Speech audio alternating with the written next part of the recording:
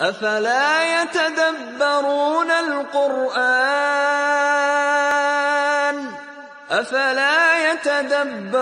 القرآن أم على قلوب أقفالها. Ya, pembahasan tentang menjawab 3 pertanyaan di alam kubur. Baik. Ini kita ambil atau melanjutkan pembahasan kitab Al-Ushul Tsalatsah. Ya. Jadi manusia itu tidak selamanya akan kekal di dunia. Tapi ada masa di mana mereka harus meninggalkan dunia, kemudian menuju kepada alam akhirat yang pertama, yaitu alam kubur. Itu yang disebut dengan alam barzakh. Alam kubur, di dalamnya ada nikmat dan ada azab. Demikian akidah Ahlussunnah wal Jamaah. Sehingga di akhir sholat kita disyariatkan untuk membaca doa perlindungan dari siksaan atau fitnah alam kubur. Allahumma inni a'udzubika min adzabi jahannam wa min adzabil qabri ila akhir doa. Ya. Ya Allah, aku berlindung kepadamu dari azab neraka jahanam dan azab di dalam kubur. Atau fitnah di dalam kubur. Taib. Azab dalam kubur itu ada. Demikian pula nikmat di dalam kubur ada. Orang-orang yang beriman kepada Allah Subhanahu wa taala ketika mereka berada di alam kubur dan mereka ditanya, diuji oleh 2 malaikat yang datang kepadanya, maka mereka akan mudah untuk menjawab pertanyaan malaikat. Namun orang-orang yang kafir, orang-orang yang ingkar kepada Allah, dan orang-orang yang jauh dari petunjuk Allah Subhanahu wa taala, maka mereka akan kesulitan untuk menjawab pertanyaan 2 malaikat yang datang kepadanya untuk bertanya tentang 3 pertanyaan tersebut. Nah, dalam buku ini dijelaskan tentang hal tersebut. Apa pertanyaan-pertanyaan yang akan kita jawab nanti, yang akan ditanyakan kepada kita di alam kubur. Kelihatannya mudah dan di dunia kita bisa menjawabnya, namun belum tentu di alam kubur kita bisa menjawabnya. Ya, secara logika kita bisa gambarkan seorang yang belajar pada malam hari untuk ulangan besok. Dia kuasai materi-materi untuk ulangan besok.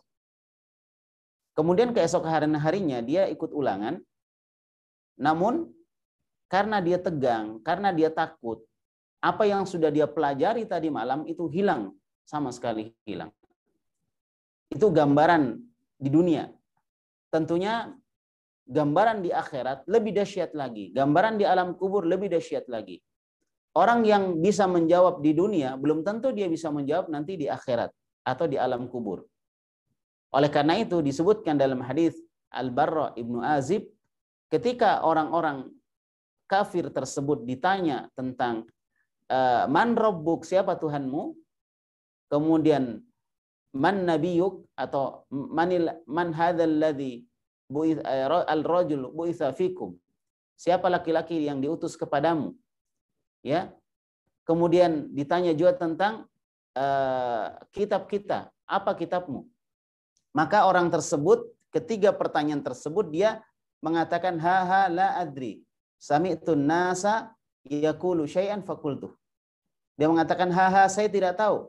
Saya dulu pernah mendengar manusia mengatakan sesuatu dan aku pun ikut mengatakan sesuatu tersebut. Tapi pada saat dia ditanya dia tidak tahu. Ini menunjukkan bahwa dia pernah tahu, tapi setelah itu Allah Subhanahu wa taala menjadikan dia lupa. Namun orang-orang yang beriman dikuatkan oleh Allah. Tsabbitul ladzina amanu bil qauli tsabit. Allah menguatkan orang-orang yang beriman dengan ucapan yang kokoh, ucapan yang kuat, sehingga dia bisa menjawab pertanyaan nanti pada hari kiamat, ya, atau ketika dia berada di alam kubur. Oleh karena itu tidak cukup seorang sekedar mempelajari apa yang ada di dalam syariat berkaitan dengan masalah pertanyaan 2 malaikat yang akan bertanya kepada dia di alam kubur. Tapi bagaimana dia mengamalkan konsekuensi, mengamalkan syarat-syarat, mengamalkan rukun-rukun yang ada pada kalimat-kalimat yang akan ditanyakan kepada dia. Ya, sehingga inilah pentingnya kita mempelajari, bukan sekedar mengatakan ketika ditanya siapa Tuhanmu, dia mengatakan Allah. Siapa nabimu? Muhammad sallallahu alaihi wasallam. Apa kitabmu? Al-Qur'an. Bukan sekedar itu, tapi lebih dari itu. Ya. Nah, di sini disebutkan oleh penulisnya rahimahullahu taala fa idza qila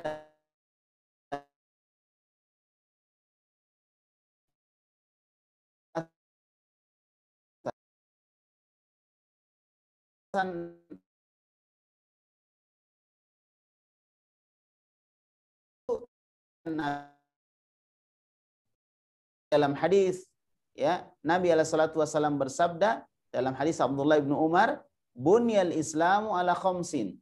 Islam itu dibangun di atas 5 dasar. Jadi Islam dibangun di atas 5 dasar. Nah, jadi 5 dasar tadi itu ya membangun Islam. Jadi Islam digambarkan Nabi seperti sebuah bangunan. Makanya namanya bangunan berarti dia punya pondasi, punya dasar. Nah, Syekh di sini menyebutkan ada 3 dasar pokok di dalam agama kita yang wajib untuk kita apa? Tajibu ma'rifatuha, yang wajib untuk diketahui, wajib untuk dipelajari, wajib untuk dipahami. Nah, kemudian beliau sebutkan ma'rifatul abdi rabbah. Pertama, seorang hamba mengenal Rabbnya, mengenal Tuhannya. Bukan sekedar kenal nama. Karena orang-orang munafik, orang-orang kafir kenal Allah. Kalau mereka ditanya siapa yang menciptakan alam semesta, ini orang kafir ditanya, dalam Al-Quran disebutkan, maka fasayakulun Allah, maka mereka akan mengatakan yang menciptakan langit dan bumi adalah Allah. Wa may yudabbirul amra, siapa yang mengatur alam semesta? Ya, siapa yang mengatur segala perkara? Mereka akan menjawab Allah. Wa may yukhrijul hayya minal mayyit, siapa yang mengeluarkan kehidupan dari kematian? Siapa yang mengeluarkan kematian dari kehidupan? Mereka akan menjawab Allah. Ya kan? Jadi orang-orang kafir tahu bahwa semua yang melakukan itu adalah Allah Subhanahu wa taala. Tapi apakah itu cukup? Enggak. Itu tidak cukup. Maka nanti akan dijelaskan di sini bagaimana cara kita mengenal Allah Subhanahu wa taala. Ya, jadi kalau kamu ditanya siapa Rabbmu, siapa Tuhanmu, atau apa kamu ditanya tentang apa itu al-usulul tsalatsa, apa 3 landasan pokok dalam agama, maka kalian jawab. Seorang hamba mengenal Rabbnya. 1. Wadinah. Yang kedua, seorang hamba mengenal agamanya. Ya. Kemudian yang ketiga adalah wanabiyah Muhammadan sallallahu alaihi wasallam. Seorang hamba mengenal nabinya Muhammad sallallahu alaihi wasallam. Inilah sebab kenapa terjadi penyimpangan di dalam agama kita dari kalangan orang-orang yang tidak memahami dasar dari agama kita, ya karena ini tadi dia nggak belajar tentang pengenalan kepada Allah, pengenalan kepada Islam, pengenalan kepada Nabi Muhammad alaihissalam, bagaimana perjuangan Nabi alaihissalam, bagaimana Islam, apa itu Islam, ya, sehingga ini kemudian dijadikan senjata bagi orang-orang yang ingin memasukkan kejelekan di dalam Islam dengan pemikiran-pemikiran misalnya seperti pemikiran radikalisme atau pemikiran terorisme yang baru-baru ini banyak diperbincangkan orang. Ya, dan solusi untuk semuanya adalah kembali kepada agama. Kembali untuk memahami agama langsung dari dasarnya. Ya, langsung dari dasarnya. Dan ini alhamdulillah dilakukan oleh Ahlussunnah wal Jamaah sejak awal, ya, munculnya Ahlussunnah sejak zaman Nabi alaihissalam sampai hari ini. Sampai hari ini. Jadi usul, apa al-usul? Usul itu adalah jamak dari aslun. Aslun itu maknanya adalah sesuatu yang dibangun di atas sesuatu itu sesuatu yang lain. Ya, sesuatu yang lain. Baik. Jadi ketika dia ditanya apa sih dasarnya agama ini? Ya 3 dasarnya. Mengenal Allah, mengenal Tuhan kita, mengenal Allah, mengenal agama kita, dan mengenal Nabi kita Muhammad sallallahu alaihi wa ala alihi wasallam. Ya. Baik, mengenal Allah Subhanahu wa taala. Itu. Kemudian yang kedua adalah mengenal agama Islam, mengenal Allah dengan pengenalan yang sebenarnya. Bukan sekedar kenal nama, tapi bagaimana dia mengenal Allah Subhanahu wa taala dengan pengenalan yang sebenarnya. Baik. Kemudian yang kedua adalah mengenal agama. Mengenal agama Islam. Dan yang ketiga adalah mengenal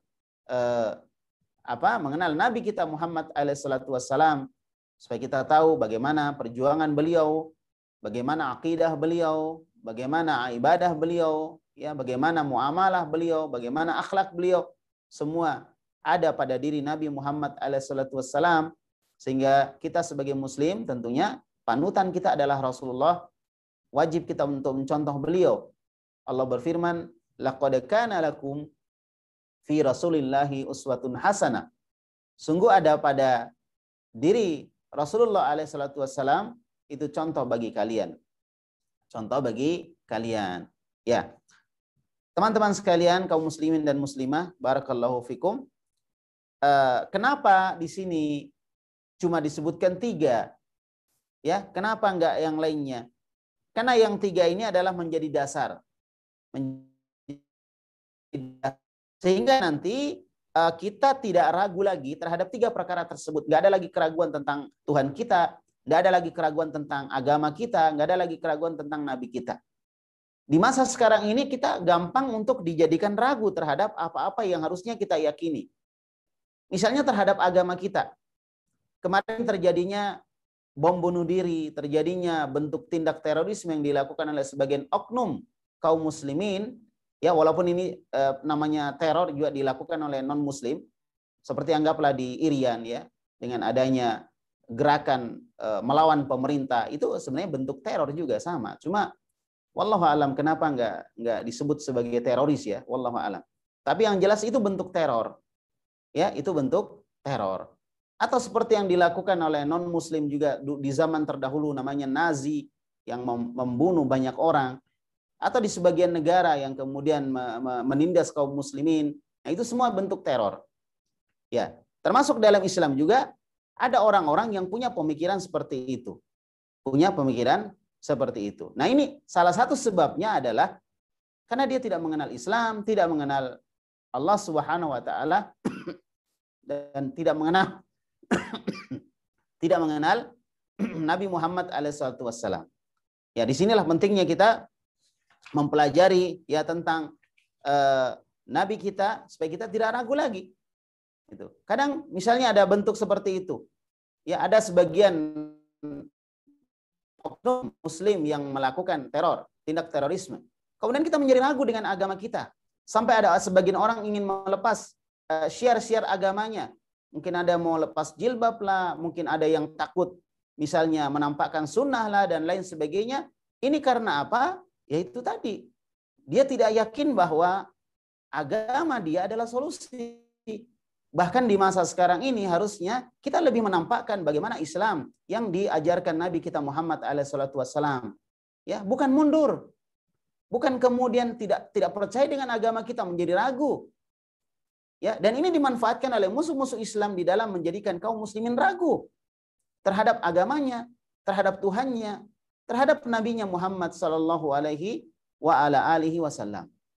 Ya, teman-teman sekalian, kemudian disebutkan di sini, ya, tentang kondisi, ya, orang-orang di alam kubur, di mana sebagian mereka dikuatkan oleh Allah untuk menjawab 3 pertanyaan tadi. Jadi ini 3 pertanyaan di alam kubur. Jawabannya sudah ada, pertanyaannya sudah ada. Kalau kita pikir, ya udah nggak usah kita perdalam lah, cukuplah sampai di situ. Kalau kita pikir Nabi Muhammad alaihissalam cukup mengajarkan itu kepada sahabat, tapi ternyata tidak. Di Mekah Nabi berdakwah sampai 12 tahun, sekedar untuk mengajarkan tauhid. Ya, syariat-syariat yang lain belum terlalu banyak kecuali di akhir-akhir periode Mekah ketika mau hijrah ke Madinah. 2 tahun sebelum hijrah ke Madinah baru diwajibkan sholat. Ya kan? Seperti itu. Adapun di awal-awal dakwah yang dikuatkan adalah akidah. Maka kalau kita ingin juga kaum muslimin di hari ini kuat, kokoh, seperti kokohnya Bilal bin Rabah. Ya, seperti kuatnya keluarga Yasir yang disiksa oleh orang-orang kafir Quraisy. Seperti kuatnya Utsman ibnu Affan yang juga mendapatkan siksaan. Ya kan? Seperti kuatnya para sahabat-sahabat yang lainnya yang rela meninggalkan dunianya demi dalam rangka untuk mencapai ridha Allah Subhanahu wa taala, meninggalkan kekayaan dia, rumah dia, kampung dia di Mekah, kemudian mereka berhijrah ke Madinah. Apa yang menyebabkan mereka kuat? Karena Nabi SAW bukan sekedar mengajarkan siapa Tuhanmu, ya kan? Allah siapa, Nabimu Muhammad siapa, apa agamamu Islam, bukan. Tapi beliau merinci dari apa yang beliau sebutkan tadi. Nah, sehingga nanti ketika dia paham betul dan kemudian diamalkan di dalam kehidupannya sehari-hari, maka dia akan dikuatkan oleh Allah di alam kubur. Allah berfirman, "Yutsabbitullahu alladhina amanu bil qauli tsabit fil hayatid dunya wa fil akhirah." Allah Subhanahu wa taala akan mengokohkan orang-orang yang beriman dengan ucapan yang kuat, ucapan yang kokoh di dalam kehidupan dunia dan juga nanti di dalam kehidupan akhirat. Dikuatkan dia. Di dunia dia dikuatkan, di akhirat, di alam kubur juga dia dikuatkan oleh Allah, dikokohkan oleh Allah Subhanahu wa taala. Dijadikan dia mampu menjawab pertanyaan malaikat. Wa yudhillullahu dhalimina wa yaf'alullahu ma yasha. Dan Allah Subhanahu wa taala menyesatkan orang-orang yang zalim. Nah, ini orang yang zalim. Ya kan? Orang yang zalim. Siapa orang yang zalim? Di antara bentuk kezaliman adalah ketika seorang melakukan kesyirikan kepada Allah. Sebagaimana kata Luqmanul Hakim kepada anaknya, "Ya bunayya la tusyrik billah inna syirka la dzulmun adzim." Wahai anakku, jangan kamu menduakan Allah karena kesyirikan adalah kezaliman yang paling besar. Nah, jamaah kaum muslimin yang saya hormati dan saya muliakan, inilah 3 pokok. Kemudian disebutkan fa idza qila lak man rabbuk. Kalau kamu ditanya siapa Tuhanmu? Faqul rabbi Allah. Katakan bahwa Tuhanku adalah Allah. Tuhanku adalah Allah. Alladzi rabbani. Dialah yang telah menciptakan aku. Dialah yang telah memberi aku rezeki. Dialah telah mengurus aku. Ya kan? Wa rabbul alamin bini amihi. Dan dia pula yang mengurus, memiliki, mengatur ya seluruh alam semesta dengan nikmatnya. Dengan nikmat Allah Subhanahu wa taala. Nah, itulah Tuhan kita. Yang menciptakan semuanya, yang mengatur semuanya. Enggak ada yang bisa mengatur kecuali Allah Subhanahu wa taala. Maka apa yang disebutkan oleh sebagian orang-orang sufi dengan istilah ada wali kutub, ada wali ghaus ya, sebagian wali-wali yang ikut andil dalam mengatur alam semesta, maka ini keliru. Tidak ada dalil sama sekali yang menunjukkan seperti itu. Pengatur alam semesta adalah Allah, kemudian Allah Subhanahu wa taala memerintahkan para malaikatnya, bukan manusia. Para malaikatnya Allah perintahkan untuk mengatur rezeki, mengatur turunnya hujan dan lain sebagainya. Para malaikat-malaikat Allah menurunkan wahyu, memberikan ucapan selamat dan lain sebagainya kepada orang-orang yang beriman. Ya, itu para malaikat Allah Subhanahu wa taala yang Allah tugaskan itu. Jadi di sini disebutkan salah satu dari tadi disebutkan secara global, sekarang disebutkan secara rinci. Satu di antara perkara yang wajib kita ketahui adalah mengenal Allah Subhanahu wa taala. Ya, mengenal Allah Subhanahu wa taala. Maka di sini dijelaskan satu persatu. Dan akan dijelaskan satu persatu itu dari dalilnya dari Al-Qur'an dan sunnah Nabi Muhammad sallallahu alaihi wasallam. Dari Al-Qur'an dan hadis Nabi Muhammad sallallahu alaihi wasallam. Ya kan? Nah, ini tadi disebutkan kalau kamu ditanya siapa Tuhanmu, jawab Tuhanku adalah Allah yang menciptakan aku, menciptakan seluruh alam semesta. Yang mengatur aku, mengatur seluruh alam semesta. Yang memberikan aku rezeki, memberikan rezeki kepada alam semesta. Memberikan aku nikmat dan memberikan nikmat kepada seluruh alam semesta. Taib. Jadi di sini akan dijelaskan satu persatu jawaban-jawaban itu secara rinci yang disebutkan berdasarkan dalil dari Al-Quran dan hadis Nabi Muhammad SAW. Pertanyaannya adalah, kenapa harus dari hadis Nabi Muhammad SAW? Kenapa harus dari Al-Quran? Karena masalah akidah adalah masalah tauqifiyah. Masalah tauqifiyah. Apa artinya tauqifiyah? Masalah yang tidak bisa diketahui kecuali dengan dalil. Ya, makanya harus pakai dalil. Jangan kita sekedar menggunakan akal kita, kemudian tidak ada dalil yang kita gunakan, tidak ada Al-Quran, tidak ada Sunnah Nabi Muhammad SAW. Ya kan? Baik. Nah, kemudian seorang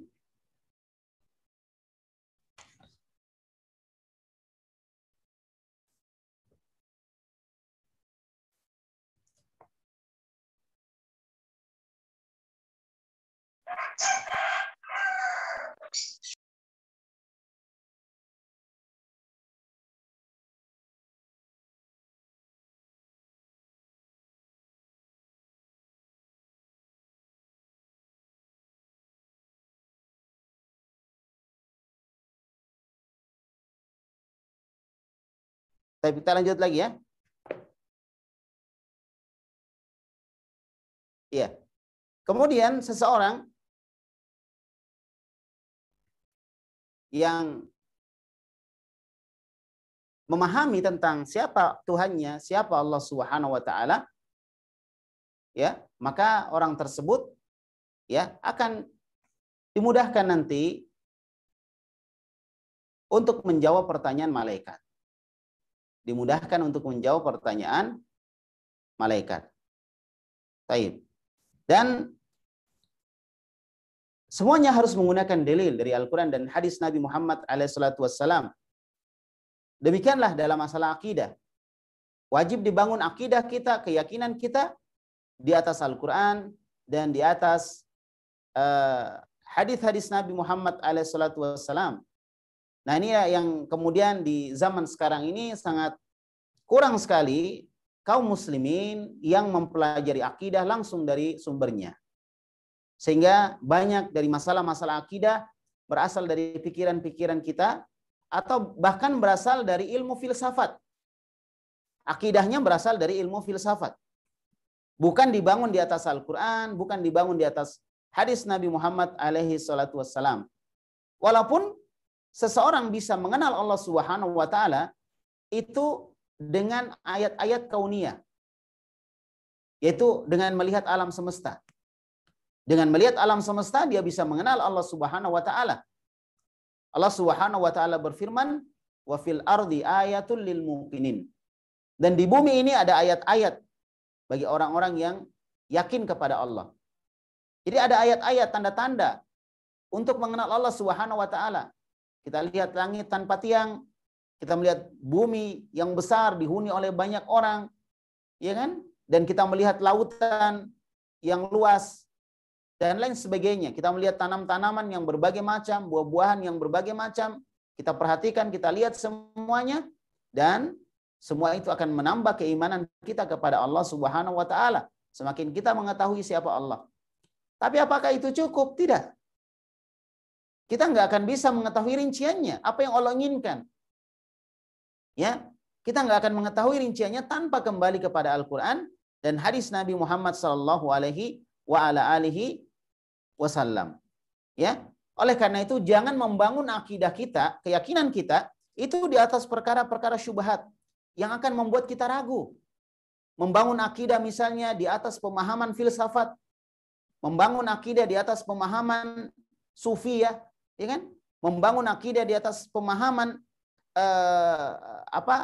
orang-orang yang dikatakan cendekiawan, kemudian mereka menjelaskan akidah tidak berdasarkan dalil dari Al-Quran maupun hadis Nabi Muhammad SAW. Demikian pula dalam masalah akidah nggak boleh orang taklid, ikut-ikutan tanpa mengetahui dalil dari apa yang dia ketahui, apa yang dia pahami. Oleh karena itu tadi kita sebutkan dalam hadis Al-Barra bin Azib tentang orang yang ditanya di alam kubur, lalu kemudian orang itu cuma bisa mengatakan ha la adri. Sami'tu nas yaqulu syai'an faqultu. Dia mengatakan ha saya tidak tahu. saya dulu pernah mendengar manusia mengucapkan begini, lalu aku pun ikut mengucapkannya. Inilah taklid, ikut-ikutan. Agama kita bukan Al-Quran, sunnah Nabi Muhammad alaihissalam diwariskan kepada kita oleh Nabi Muhammad SAW untuk kita pelajari, untuk kita cermati, untuk kita pahami.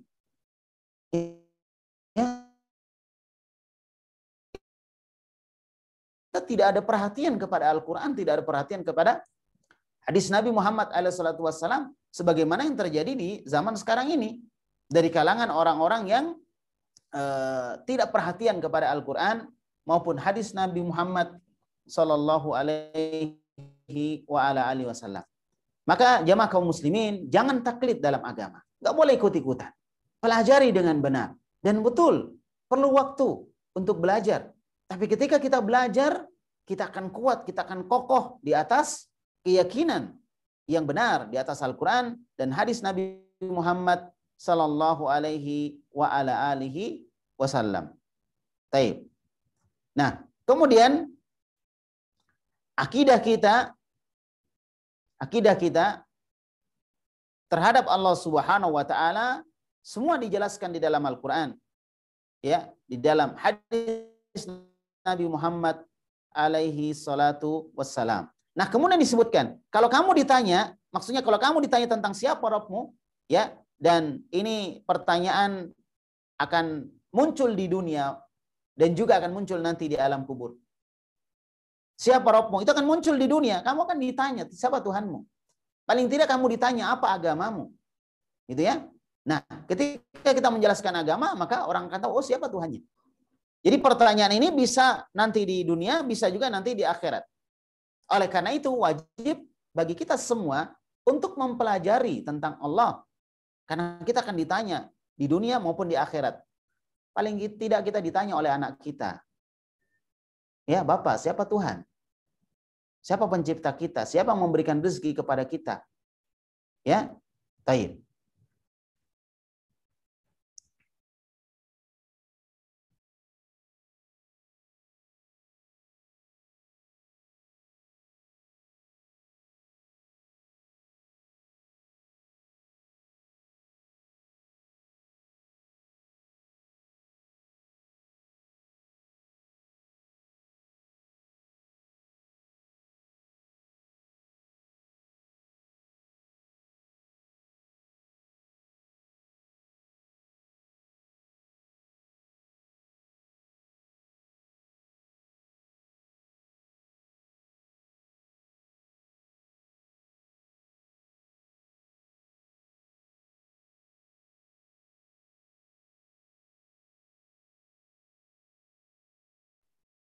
Ya. Sudah ada suara ya? Tape. Jadi pertanyaan ini akan ada di dunia dan juga nanti pertanyaan ini akan ada di akhirat. Ya, kita akan ditanya oleh Allah Subhanahu wa taala ya tentang hal-hal tersebut, Ya, kita akan ditanya oleh manusia di dunia, kita akan ditanya oleh malaikat di alam kubur. Tapi ya, wajib bagi kita untuk mengetahui siapa Tuhan kita.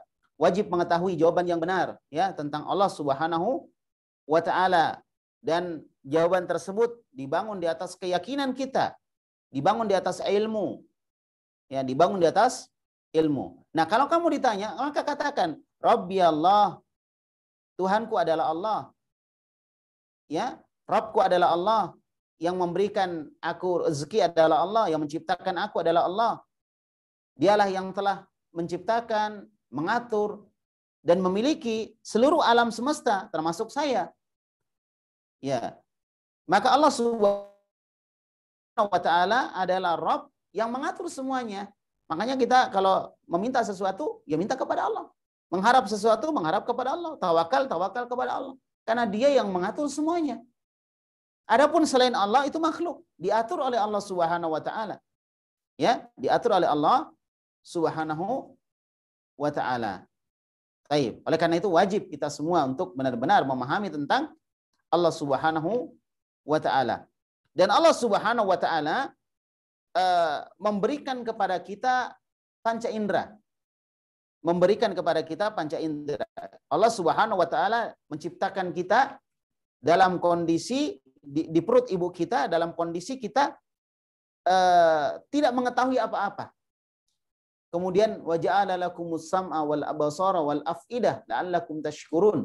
Kemudian Allah menjadikan bagi kalian penglihatan, pendengaran, dan juga hati agar kalian bersyukur kepada Allah. Ini 3 panca indera yang bisa menjadikan kita lebih kenal kepada Allah.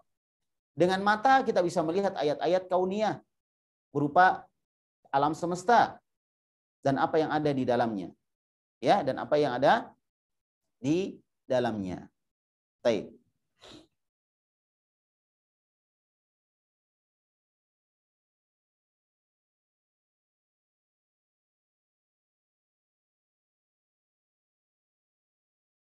Ya. Kemudian yang kedua adalah dengan pendengaran. Dengan pendengaran kita akan mengetahui Allah Subhanahu wa taala dari ayat-ayat yang dibacakan kepada kita. Yang ketiga dengan hati. Dengan hati kita akan bisa merenungkan, mentadabburi ayat-ayat Allah Subhanahu wa taala, merenungkan, mentadabburi proses penciptaan manusia misalnya. Allah berfirman wa fi anfusikum afala tubsirun, dan pada diri kalian apakah kalian tidak melihat ayat-ayat Allah Subhanahu wa taala. Maka dengan hati kita bisa berpikir, kita bisa merenung betapa nikmat Allah kepada kita sangat besar, betapa Allah itu maha besar, betapa Allah itu maha mengetahui dan lain sebagainya. Ya, jamaah kaum muslimin yang saya hormati dan saya muliakan, ya. Kemudian hal yang penting juga untuk kita ketahui bahwasanya mengenal Allah Subhanahu wa taala membutuhkan waktu. Membutuhkan waktu. Ya. Oleh karena itu, maka insya Allah nanti secara perlahan-lahan akan dijelaskan nanti tentang Allah, apa kewajiban kita kepada Allah dan apa yang Allah akan berikan kepada kita. Taib. Nah, kemudian disebutkan wa huwa ma'budi laisa li ma'budun siwa. Dia adalah sesembahanku. Tidak ada sesembahan selain daripada Dia. Jadi Allah Subhanahu wa taala sesembahan kita. Kenapa? Karena Dia yang menciptakan kita. Dia juga yang wajib untuk kita ibadahi. Alhamdulillahirabbil alamin. Segala puji bagi Allah, pencipta, pemilik, pengatur seluruh alam, Robnya seluruh alam. Maka karena Dia menciptakan, maka kewajiban kita adalah menyembah, beribadah hanya kepada Allah Subhanahu wa taala. Nah, kemudian disebutkan di sini, laisa li ma'budun siwa, dan aku tidak memiliki sesembahan selain Allah Subhanahu wa taala. Ya. Jadi sesembahan kita ya Allah. Cuma Dialah sesembahan kita. Kita tidak memiliki sesembahan, tidak memiliki tempat untuk beribadah kecuali hanya kepada Allah Subhanahu wa taala, ya, Subhanahu wa taala. Baik. Kemudian selanjutnya disebutkan wa kullu ma siwallahi alam, dan semua yang selain Allah namanya alam. Alhamdulillahirabbil alamin. Segala puji bagi Allah yang menciptakan, yang memiliki, mengatur seluruh alam. Apa itu alam? Semua yang selain Allah itu alam. Wa ana wahidun min dzalikal alam, dan aku salah satu dari alam tersebut. Ya, dari alam tersebut. Baik, mungkin sementara itu yang bisa kita sampaikan pada pagi hari ini, ya, karena masih ada tanya jawab. Dan insya Allah untuk kelanjutannya akan kita sampaikan di pertemuan berikutnya. Insya Allah 2 pekan lagi kalau nggak ada halangan. Bagaimana kita mengenal Allah Subhanahu wa taala. Ya, bagaimana kita mengenal Allah Subhanahu wa taala. Baik, demikian. Barakallahu fikum. Subhanakallahumma bihamdik asyhadu an la ilaha illa anta astaghfiruka wa atubu ilaik. Wassallallahu ala nabiyina Muhammad wa ala alihi wa sahbihi wasallam wa akhiru da'wana alhamdulillahi rabbil alamin. Ya, silakan moderator dilanjutkan.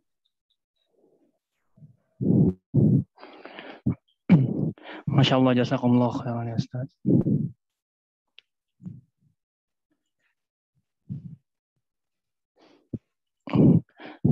Baik, jazakumullah khairan Ustaz dari ilmu yang telah diberikan kepada kita seluruhnya, para peserta. Semoga kita bisa mengambil dari pelajaran tersebut bagaimana cara mengenal Rabb kita dengan baik dan benar, sehingga keyakinan kita lurus sesuai dengan ajaran yang dibawa oleh Rasulullah SAW terkait dengan menjawab 3 pertanyaan di alam kubur. Baik, kepada para ikhwah dan akhwat, para taruna-taruni, perwira siswa PIP Makassar yang ingin bertanya kepada Al-Ustadz, silahkan secara interaktif. Persilahkan dengan 2 pertanyaan, tentunya dengan mengajukan telapak tangan pada icon Zoom yang tersedia. Kemudian bisa juga mengajukan pertanyaan melalui kolom Zoom Cloud Meeting, chat Zoom Cloud Meeting. Baik, untuk pertanyaan secara tulisan kita buka 3 pertanyaan saja. Nah, kita tunggu selama 5 detik. Yang ingin bertanya secara interaktif, tafadhal, silahkan.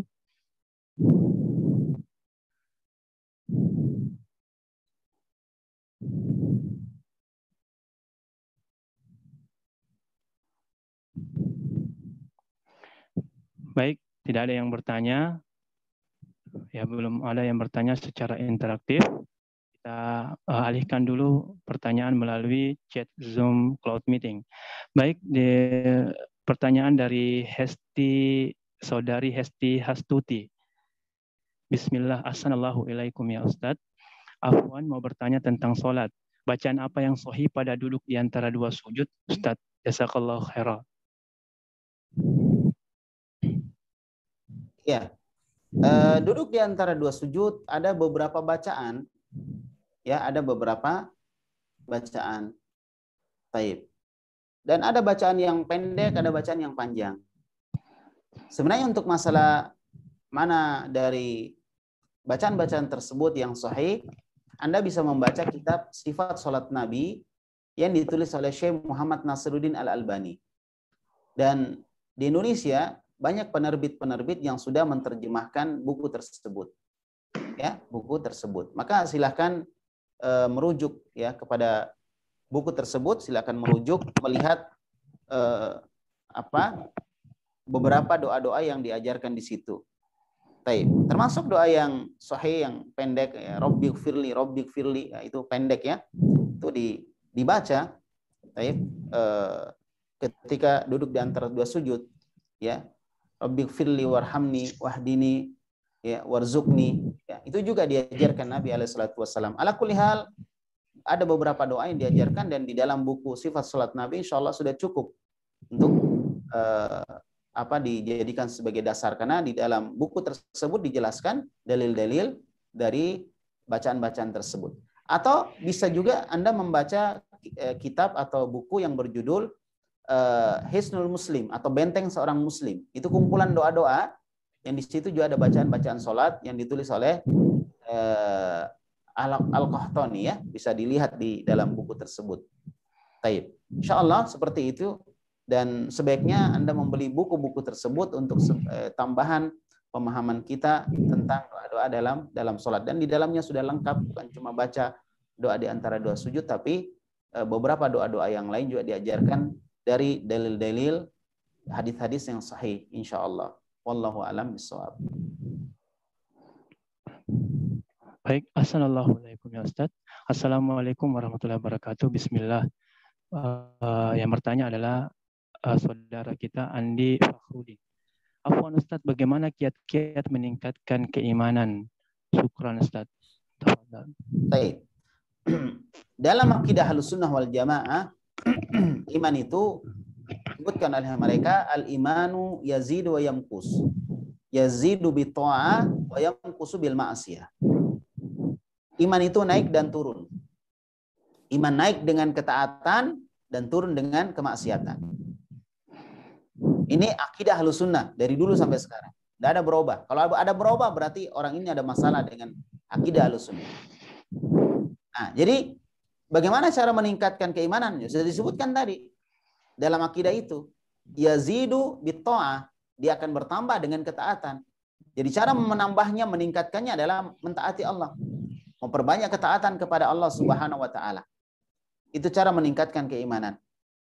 Dan juga cara yang lain adalah dengan cara mempelajari keimanan tersebut dengan dalil-dalilnya. Ya, semakin kita belajar, semakin kita akan meningkat keimanan kita sebagaimana para ulama kita yang Allah sebutkan, Allah puji di dalam Al-Qur'an. Allah Subhanahu wa taala berfirman di dalam Al-Qur'an, ya, inna ma yakhsyallaha min ibadihi al-ulama. Hanyalah para ulama yang takut, ya, kepada Allah Subhanahu wa taala. Hanya para ulama dari hamba-hambaku, kata Allah, yang takut kepada Allah Subhanahu wa taala. Ya, ini menunjukkan bahwa para ulama kita, mereka takut kepada Allah disebabkan karena mereka adalah orang-orang yang Allah Subhanahu wa taala berikan ilmu kepadanya. Dan rasa takut itu menunjukkan keimanan kepada Allah Subhanahu wa taala. Jadi jangan lupa untuk belajar tentang akidah supaya iman kita terus naik. Ya, iman kita terus naik. Belajar tentang bagaimana cara tawakal, belajar bagaimana berdoa supaya kita ketika ada masalah selalu tawakal kepada Allah sehingga kita kuat menghadapi segala macam ujian-ujian. Ya kan? Segala macam ujian. Jadi tadi belajar meningkatkan ketakwaan kepada Allah Subhanahu wa taala, dan yang ketiga berdoa kepada Allah supaya Allah memberikan kepada kita kekuatan iman dalam kondisi apapun. Ya, hanya Allah yang membolak-balikkan hati manusia. Kadang tentang ilmu, kemudian dia pun disesatkan oleh Allah Subhanahu wa taala di waktu yang sama. Dan itu banyak sekali seperti itu. Ya, semoga Allah menjaga kita semua. Barakallahu fikum. Baik, assalamualaikum ya Ustaz. Kemudian kita beralih kepada pertanyaan yang ketiga dari saudara kita Abu Ilham. Bismillah. Ana sering wudhu di dalam WC dengan membaca tasmiyah sebelum masuk WC. Namun ketika di WC, ana buang air kecil atau air besar dulu, atau kadang mandi dahulu. Dan wudhu saya akhirkan. Apakah tidak mengapa demikian, Ustaz? Wudhu di WC, ya, hukum asalnya tidak mengapa. Dengan syarat dia pastikan dan dia yakini bahwa WC tersebut, ya, bersih dari najis atau tidak terpercik najis pada badan atau pakaian orang yang berwudu tadi. Ya, insya Allah. Walaupun sebenarnya ketika ada tempat selain WC, kita berwudu di situ itu lebih bagus. Tapi kita tidak menafikan bahwa wudu di dalam WC itu nggak ada masalah.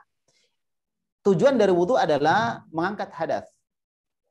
Dimanapun kita berwudu, kalau hadas kita terangkat, ya, dan juga menghilangkan najis, maka insya Allah itu sudah cukup. Itu sudah cukup. Karena yang dimaksud dengan toharo bersuci adalah irtifaul hadas wa zawalun najas. Terangkatnya hadas dan hilangnya najis. Tercapai tujuannya, maka berwudu ataupun bersuci di tempat tersebut tidak ada masalah. Oleh karena itu hendaklah seorang muslim ketika memiliki WC, kotoran najis dan lain sebagainya, kemudian dia pun membersihkan, merapikan kamar mandinya setelah dia buang hajat, buang hajat. Wallahu a'lam bishawab. Nah, assalamualaikum ya Ustaz. Kemudian kita beralih pertanyaan yang keempat, dan alhamdulillah ada yang ingin bertanya secara interaktif. Tafadhal saudara Henry. Jazakallah khair Ustaz. Barakallahu fiik. Afwan Ustaz, izin bertanya tentang tata cara mentahnik Ustaz. Apakah tahnik ini dikhususkan hanya untuk Nabi saja atau untuk atau disunahkan untuk kita juga Ustaz? Penjelasannya Ustaz, bagaimana tata cara dan apakah benar itu hanya dikhususkan untuk Nabi saja? Ya. Wallahu a'lam bishawab. Sependek ilmu yang saya ketahui kaitannya dengan masalah tahnik, ya, tahnik itu diperbolehkan dilakukan oleh oleh kaum muslimin dalam rangka mencontoh Nabi Muhammad SAW. Tahnik itu artinya seorang mengunyah kurma, ya, kemudian kunyahan kurma tadi diletakkan di langit-langit bayi yang baru lahir. Itu namanya tahnik. Ya, tahnik. Supaya yang pertama masuk adalah makanan yang baik, yang bagus, ya kan, dan memberikan kekuatan kepada bayi tersebut. Ya, baik. Jadi wallahu a'lam bishawab, sependek yang saya ketahui bahwa itu tidak dikhususkan untuk Nabi kita Muhammad alaihi salatu wassalam.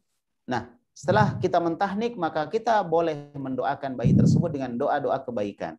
Ya, dengan doa-doa kebaikan, mendoakan keberkahan, mendoakan kesolehan untuk dia dan lain sebagainya dari doa-doa yang intinya adalah bentuk keinginan agar anak tersebut mendapatkan keberkahan sebagaimana Nabi alaihi salatu wasallam mendoakan, ya, mendoakan seorang anak yang dibawa kepada beliau mentahnik, kemudian mendoakan keberkahan kepadanya. Wallahu a'lam. Nanti saya lihat lagi gimana, apakah ada pendapat yang lebih kuat dari apa yang saya sebutkan tadi. Wallahu a'lam bishawab. Yang saya ketahui bahwa itu adalah perkara yang boleh dilakukan oleh kaum muslimin sebagai bentuk mencontoh sunnah Nabi Muhammad sallallahu alaihi wasallam. Wallahu a'lam. Masya Allah, jazakallahu khairan. Baik, assalamualaikum warahmatullahi wabarakatuh, Ustaz. Kemudian kita beralih ke pertanyaan yang kelima dari Rahma, saudari kita Rahma Ummu Alif. Bismillahirrahmanirrahim. Ustaz izin bertanya, bolehkah melaksanakan salat jamak qashar jika kita pulang kampung dan selama di kampung misal 1 pekan yang dilaksanakan salat jamak qashar terus sampai kembali ke kota? Tafadhol ya Ustaz. Baik. Orang yang bersafar, ya, kalau dia memang safar, ya, bentuknya safar, itu ada dua kondisi. Pertama, dia pastikan waktu kembalinya, misalnya berapa hari dia di sana. Yang kedua, dia nggak pastikan, dia nggak tahu, bisa 1 hari, bisa 2 hari, dan mungkin tiba-tiba langsung bisa 10 hari. Kalau dia pastikan, maka waktu yang disebutkan oleh ulama, seperti yang disebutkan oleh Syekhul Islam Ibnu Taimiyah di dalam Majmu' Fatawa, ya, beliau sebutkan bahwa waktunya adalah 4 hari. Kalau sudah lebih 4 hari, maka dia sholat dengan tam, sholat dengan sempurna dan tidak mengkosornya. Adapun kalau dia tidak menentukan hari, artinya dia tidak tahu kapan dia pulang, maka boleh dia mengkosor sampai, ya, sampai dia kembali. Sampai urusannya selesai. Walaupun misalnya berapa hari, ya, walaupun misalnya 10 hari atau 9 hari. Tapi kalau ketika orang pulang ke kampung, ya, wallahu a'lam bishawab, maka dia tidak dalam kondisi sedang safar, tapi dia sedang mukim, tinggal di kampung tersebut. Kalau misalnya dia pulang ke kampung halamannya, ke rumahnya sendiri, maka sebenarnya dia pulang kampung. Ya, maka sebaiknya dia tetap sholat sebagaimana kaum muslimin, ya, yang juga tinggal di situ, yang mereka tidak dalam kondisi safar. Ya, artinya dia sholat secara sempurna. Wallahu a'lam bishawab. Baik. Assalamualaikum ya Ustaz. Kemudian kita ambil pertanyaan yang terakhir dari saudari Fatima Ummu Afiyah. Bismillah, afwan. Ana mau tanya Ustaz, kan kita tahu jika tauhid itu terbagi atas 3. Tauhid rububiyah, uluhiyah, dan asma wa sifat. Pertanyaan ana, kenapa tauhid harus dibagi atas 3 bagian? Bukan satu saja, yakni mengesahkan Allah Ta'ala yang sudah mencakup keseluruhannya. Jazakumullah khairan. Pembagian tauhid itu adalah ijtihad para ulama. Ya, ijtihad para ulama. Kita bisa membagi tauhid 1 saja, atau 2, atau mungkin 4, ya, tidak ada masalah insya Allah. Bahkan di dalam buku-buku terdahulu para ulama kita membagi tauhid cuma 2. Ya, nggak harus 3, 2 juga boleh. Tapi 2 ini terlalu luas sehingga ulama membagi lagi menjadi 3 supaya lebih rinci lagi. Nah, kalau Anda mau bagi 4 misalnya, bagi 5, bagi 7, nggak ada masalah. Tapi tauhid apa lagi? Karena seluruh bentuk tauhid masuk di dalamnya. Betul kita mentauhidkan Allah Subhanahu wa taala. Tapi ini nggak jelas. Karena orang-orang musyrik juga mentauhidkan Allah Subhanahu wa taala. Tapi dalam tauhid rububiyah saja. Dia mengatakan hanya satu pencipta, Allah. Mereka tidak mengatakan bahwa patung-patung mereka bisa menciptakan, tidak. Ya kan? Cuma mereka keliru dalam tauhid uluhiyah, tauhid masalah ibadah. Mereka punya Tuhan banyak, bukan cuma satu. Sampai ketika Nabi Muhammad SAW datang kepada mereka untuk mengajak mereka mengucapkan la ilaha illallah, ya, qulu la ilaha illallah tuflihu, katakan la ilaha illallah maka kalian akan menang. Maka apa kata mereka? Aja'alal aliha ilahan wahida inna hadza la syai'un ujab. Kenapa Muhammad itu mau menjadikan sesembahan yang banyak ini menjadi satu? Kenapa? Kenapa cuma satu? Kenapa enggak banyak? Ini adalah sesuatu yang sangat aneh sekali, kata mereka. Akhirnya mereka enggak menerima. Gitu. Jadi kekeliruan mereka dalam masalah tauhid itu. Ya, Nabi SAW tidak pernah memerintahkan mereka, tidak pernah mengajak mereka untuk apa? Untuk mentauhidkan Allah dalam tauhid rububiyah. Kenapa? Karena mereka sudah mentauhidkan Allah dalam rububiyah. Ya, sebagaimana disebutkan, ya, ketika mereka ditanya siapa yang menciptakan langit dan bumi, siapa yang telah menciptakan alam semesta, siapa yang memberikan rezeki, siapa menghidupkan, mematikan, dan lain sebagainya wa ta'ala. Yang melakukan itu semua adalah Allah Subhanahu wa ta'ala. Mereka paham itu, mereka yakin itu, mereka tahu itu.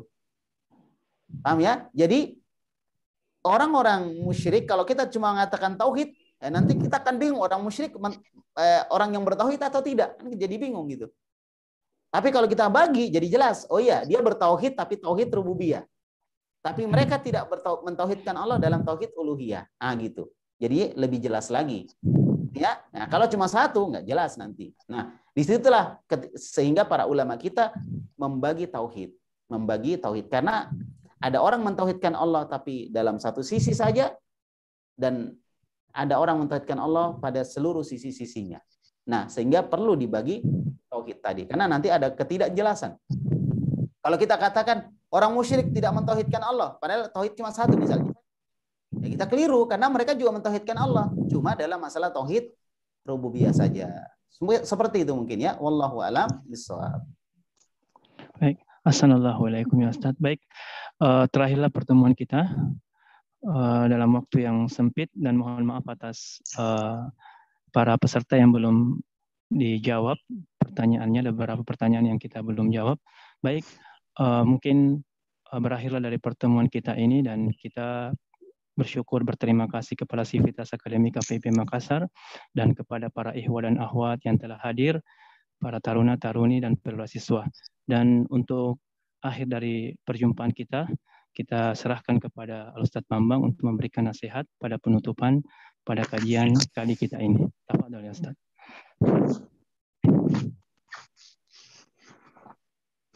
Baik. Bismillah. Alhamdulillah, salatu wassalamu ala Rasulillah wa ala alihi wa ashabihi wa man wala. Teman-teman sekalian, kaum muslimin dan muslimah dimanapun berada. Pertama, kita bersyukur karena kita dikenalkan oleh Allah Subhanahu wa taala dengan jalan yang lurus. Jalan para pendahulu kita dari kalangan para sahabat dan orang-orang yang mengikuti mereka dengan baik. Tidak ada jalan kecuali jalan mereka. Kesempurnaan jalan kita ketika kita mengikuti jalan mereka.